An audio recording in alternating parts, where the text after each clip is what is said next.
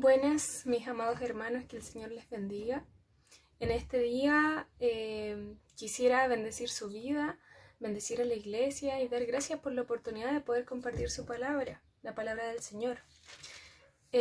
Hoy me ha tocado comenzar con el capítulo 5 del libro de Hebreos y primero vamos a darle lectura y después vamos a orar para poder dar lo que el Señor quiera. Dice, capítulo 5, versículo 1. Porque todo sumo sacerdote, tomado de entre los hombres, es constituido a favor de los hombres en lo que a Dios se refiere, para que presente ofrendas y sacrificios por los pecados, para que se muestre paciente con los ignorantes y extraviados, puesto que Él también está rodeado de debilidad. Y por causa de ella debe ofrecer por los pecados, tanto para sí mismo como también por el pueblo. Y nadie toma para sí esta honra, sino el que es llamado por Dios, como lo fue Aarón. Así tampoco Cristo se glorificó a sí mismo, haciéndose sumo sacerdote, sino el que le dijo, Tú eres mi hijo, yo te he engendrado hoy. Como también dice en otro lugar, Tú eres sacerdote para siempre, según el orden de Melquisedec. Y Cristo, en los días de su carne, ofreciendo ruegos y súplicas con gran clamor y lágrimas al que le podía librar de la muerte, fue oído a causa de su temor reverente. Y aunque era hijo, por lo que padeció, aprendió obediencia.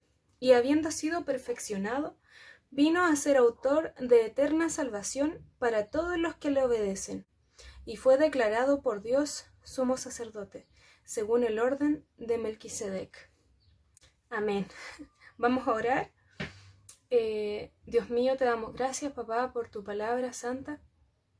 Señor, te pido que usted, Padre, pueda traer alimento a nuestras vidas hoy. Que usted nos sacie de su verdad y nos dirija, Padre. Dirígeme en decir, Señor, lo que tú quieras decir. Y bendice a cada una de las personas que está escuchando, Señor. Te lo pido en el nombre de Jesús. Amén. Bueno, acá podemos ver que en el principio dice, habla acerca del sumo sacerdote. Y acá comienza a hablar con un poco más de detalle. Habíamos iniciado un poquito en unos versículos antes, donde desde el versículo 14 del capítulo 4 dice Jesús el gran sumo sacerdote, que fue expuesto por mi pastor Carlos la semana pasada. Entonces, vamos a ver los primeros versículos. Dice el versículo 1.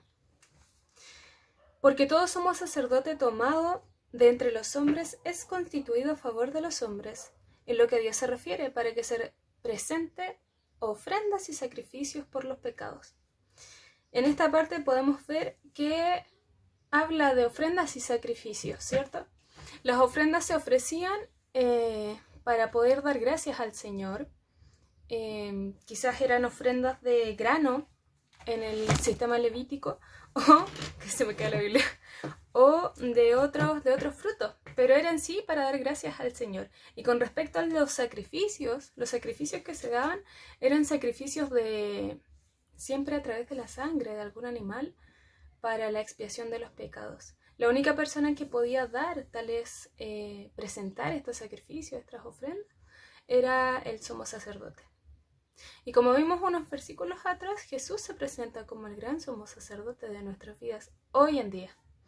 Para esto quisiera leer un versículo que está en Hebreos 7:27. Lo voy a buscar. Dice Hebreos 7:27. A diferencia de los demás sumos sacerdotes, no tiene necesidad de ofrecer sacrificios cada día. Ellos los ofrecían primero por sus propios pecados y luego por los del pueblo. Sin embargo, Jesús lo hizo una vez y para siempre, cuando se ofreció a sí mismo como sacrificio por los pecados del pueblo. Acá vemos que Jesús es dado como esta ofrenda de agradecimiento y es dado también como este sacrificio, esta ofrenda en sacrificio. Sabemos que Cristo Jesús murió por cada uno de nosotros.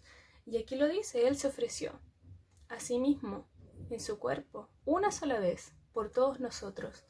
Los pecados que podamos cometer hoy, mañana, los que ya cometimos antes. No es necesario ya que un sumo sacerdote entre en un templo y ofrezca ofrendas de sacrificio, sino que ese sacrificio mayor ha sido por Jesús, el Cristo. Bueno, seguimos. El versículo 2 dice, para que se muestre paciente con los ignorantes y extraviados, puesto que él también está rodeado de debilidad. Acá vemos una característica del sumo sacerdote, está rodeado de debilidad. Nosotros podemos ver bastante debilidad en nuestra condición humana. Naturalmente nosotros somos débiles. En realidad podemos ser atacados hasta por este virus que está. Pero una buena noticia para nuestras vidas es saber que ese virus no es lo que gobierna el mundo, sino Cristo Jesús. Dios gobierna el mundo y nosotros tenemos esperanza por medio del Espíritu Santo. Bueno, acá dice, para que se muestre paciente con los ignorantes y extraviados, puesto que él también está rodeado de debilidad. La persona más paciente, el sacrificio más grande fue Jesús. Entonces quisiera leer el versículo que viene de Hebreos 7:28. Recién leímos el 7:27. Voy a leer el 7:28. Dice, la ley nombra a sumos sacerdotes que están limitados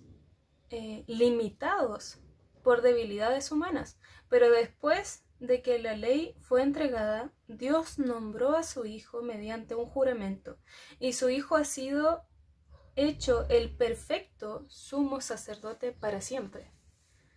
Acá podemos ver que claramente las personas estamos limitadas, y en ese entonces los sumos sacerdotes limitados por sus debilidades humanas.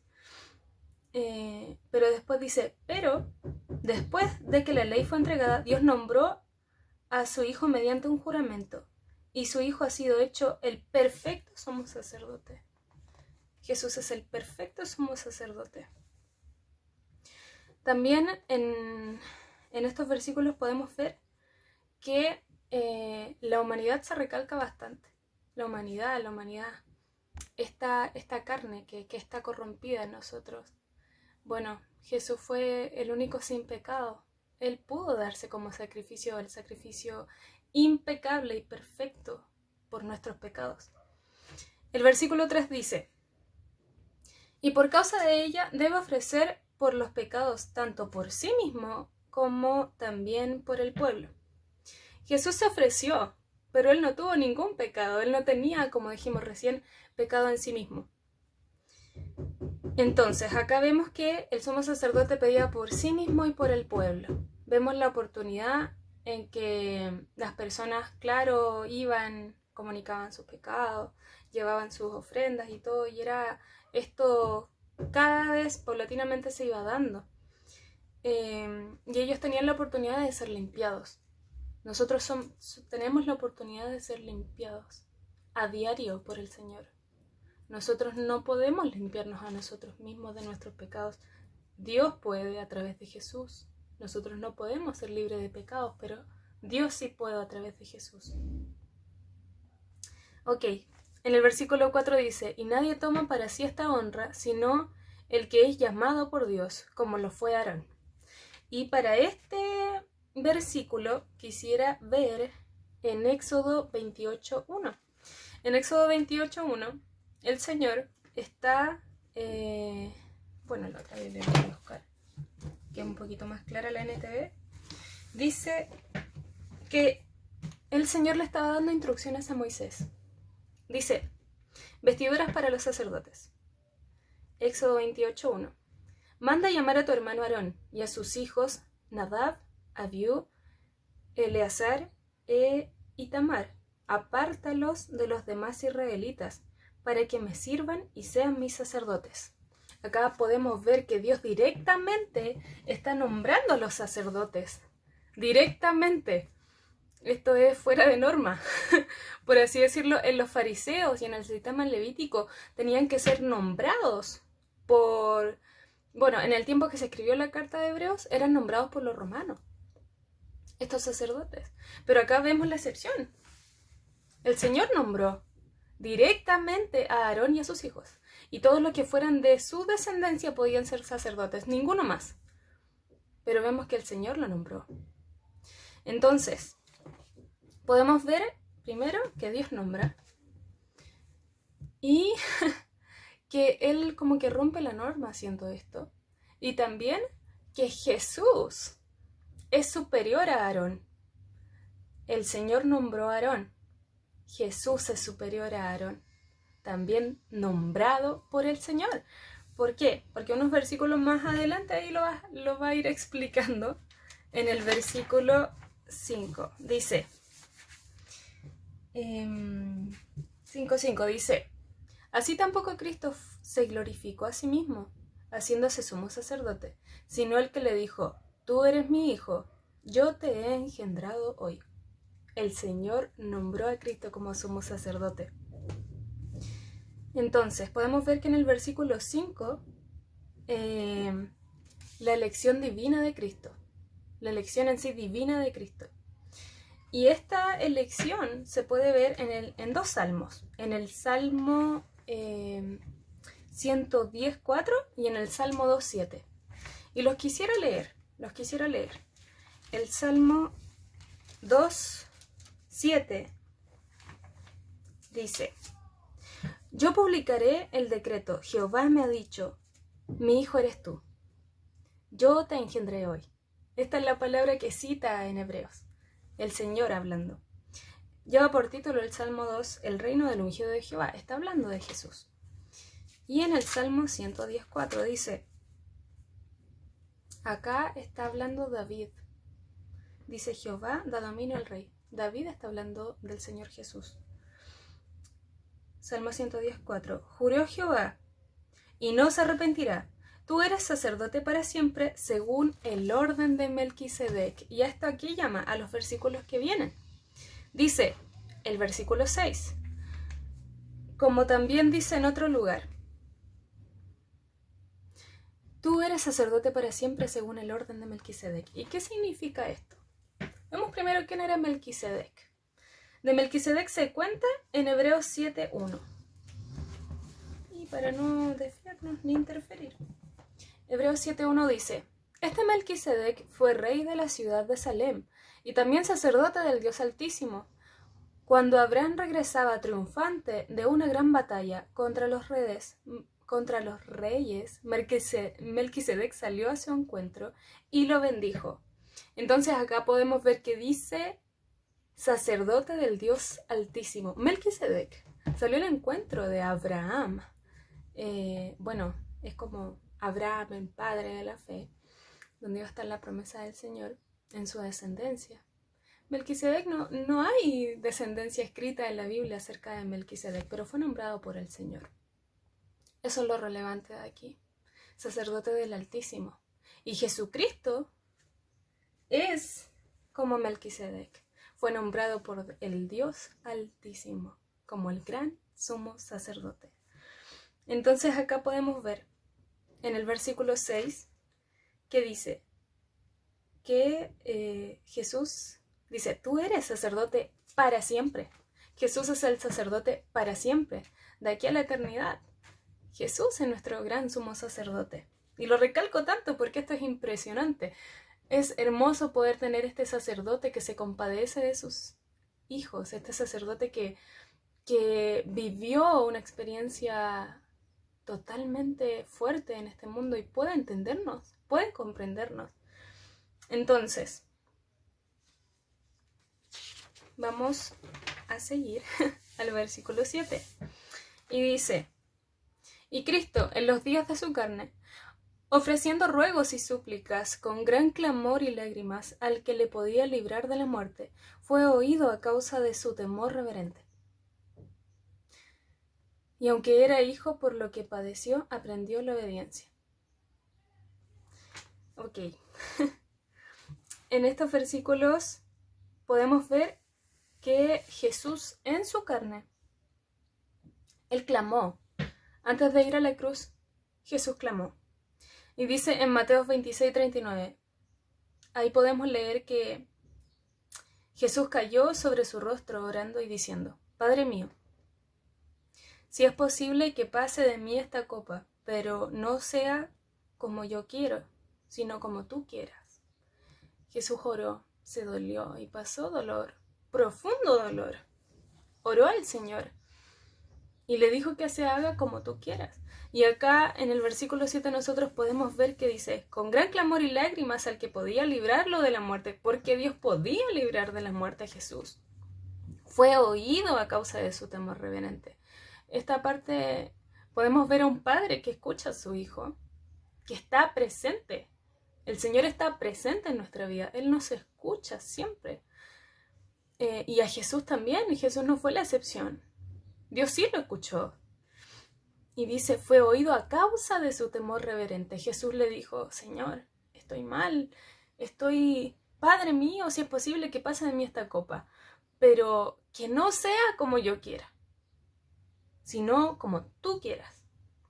Jesús aceptó esta terrible aflicción, terrible padecimiento, y al final dijo, sino como tú quieras, que se haga tu voluntad, Señor. Entonces nosotros podemos ver ese temor reverente en Jesús. Él fue oído a causa de su temor reverente. Jesucristo temió a su Padre, respetó a su Padre, siguió la orden de su Padre, fue entregado por su Padre. Y él obedeció hasta la muerte, y muerte de cruz. En el versículo 8 dice, y aunque era hijo, por lo que padeció, aprendió la obediencia. En la vida de Jesús nosotros podemos ver el proceso continuo de hacer suya la voluntad del Padre. La voluntad del Padre por sobre todo. Nunca siguió su propia voluntad, sino la del Padre. Jesús es nuestro mayor ejemplo, es nuestro sumo sacerdote, es nuestra guía. Él, el cual es humilde de corazón, continuamente hizo la voluntad de su Padre y buscó hacer la voluntad de su Padre. Entonces, en esto podemos ver, dice, por lo que padeció, aprendió obediencia, tal cual. Así lo dice el versículo 8. Y aunque era hijo, por lo que padeció, aprendió obediencia. Hemos hablado de los padecimientos de Jesús. Y él, por lo que padeció, aprendió obediencia. En una de las aflicciones que tuvo Jesús hubo un propósito santo y eterno que nosotros no pudimos comprender, que sus discípulos no podían comprender cuando caminaban con él. Pero Jesús sabía su camino y él lo cumplió hasta lo sumo y se humilló. Los sufrimientos de Jesús jugaron un papel importante para su desarrollo y crecimiento como hombre, porque no lo olvidemos, Jesús estaba hecho carne como nosotros. Él sí sufría tentaciones, él sí pasó experiencias terribles, él sí estuvo sujeto a su Padre toda su vida. Entonces él aprendió la obediencia. Por lo que padeció, aprendió la obediencia. Por medio del sufrimiento que Dios lo capacitó para llegar a ser el autor de nuestra salvación y para alcanzar plena madurez como hombre. Y acá,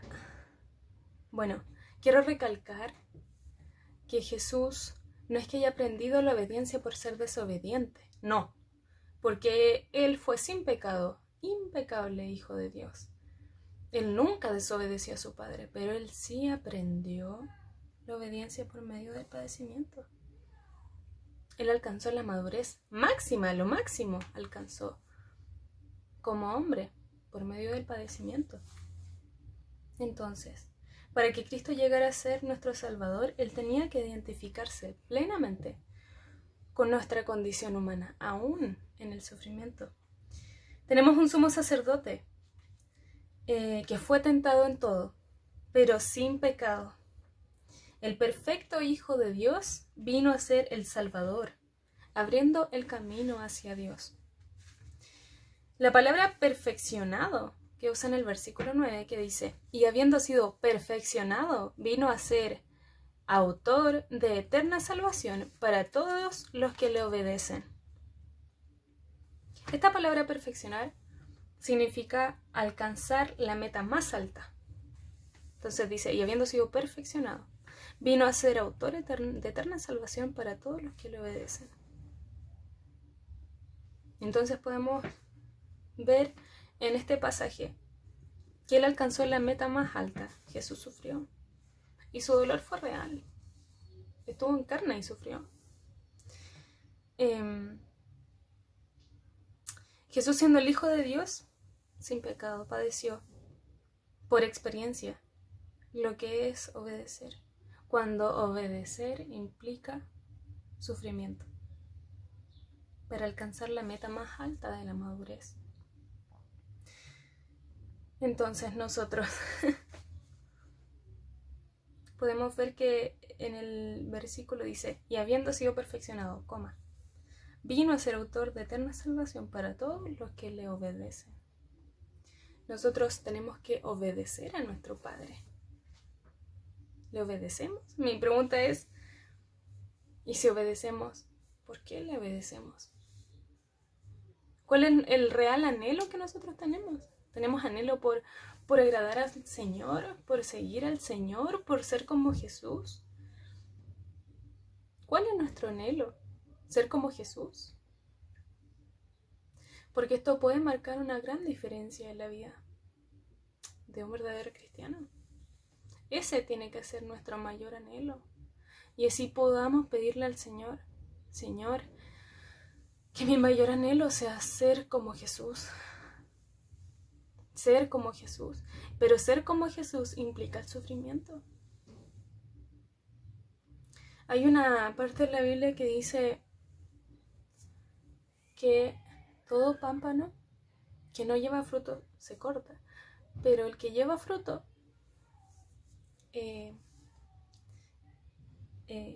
se poda.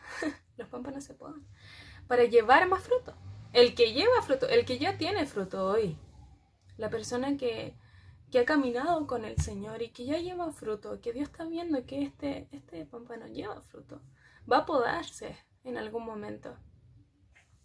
Y nosotros ahí en esa poda, los que saben de plantita y todo lo demás, saben que la poda se ve algo como si fuera algo terrible, como si fuera algo que están matando a la pobre planta, pero no es así. No es así. No se está matando a la vida, al arbolito. No, se está podando, se está perfeccionando, se está buscando ese fruto nuevo y abundante que viene después de la poda. Entonces, si hoy nosotros nos encontramos en una condición de sufrimiento, de padecimiento profundo, y no entendemos qué pasa, tenemos dos opciones. Ver al Señor y decir, sí, el propósito que tú tienes, Señor, es que yo sea guiado por ti, a ser perfeccionado por ti, y recibir esta prueba o esta aflicción grande, sabiendo que hay propósito. Pero la otra opción es vivir una vida amargada, pensando que Dios lo abandonó y que no hay propósito en lo que está pasando. Nosotros no conocemos los pensamientos ni la mente del Señor, que Él lo podrá entender, pero Dios sí conoce todas las cosas. Y así como Jesús caminó hacia la perfección a través del sufrimiento, dice que por lo que padeció aprendió la obediencia y habiendo sido perfeccionado. Si Jesús por lo que padeció, siendo el Hijo de Dios sin pecado, padeció, ¿cuánto más nosotros? Tendremos que padecer aflicciones. Y no que yo le esté diciendo, va a venir la prueba. No. Yo le estoy diciendo que el camino del cristiano, para poder ser perfeccionado, no va separado de la aflicción, va junto. La poda, la aflicción, es donde el cristiano crece. Y sin aflicción no va a crecer. No crece. No hay un crecimiento. Hay un versículo que dice, tened por sumo gozo cuando os halléis en diversas pruebas, en diversas aflicciones. Y dicen diversas, varias, muchas. Y uno no lo ve tan fácil cuando está en la prueba, ¿verdad? Pero sí podemos saber y conocer que Dios tiene propósito en cada una de las pruebas que tiene para nuestra vida. Que Él se compadece por sus hijos. Que Él conoce el dolor. Porque Jesús lo pasó en carne. Y que sabe cuál es el propósito y cuál es el fin de la prueba que estás en este momento. O quizás no estás en padecimiento, pero sabes que ciertamente vendrán aflicciones. Estamos en un mundo caído, vendrán aflicciones.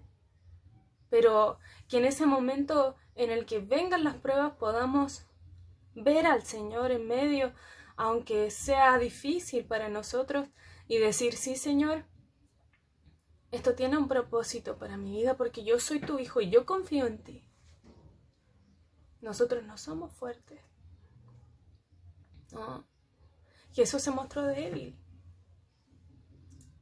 Él fue llevado hasta la muerte en silencio.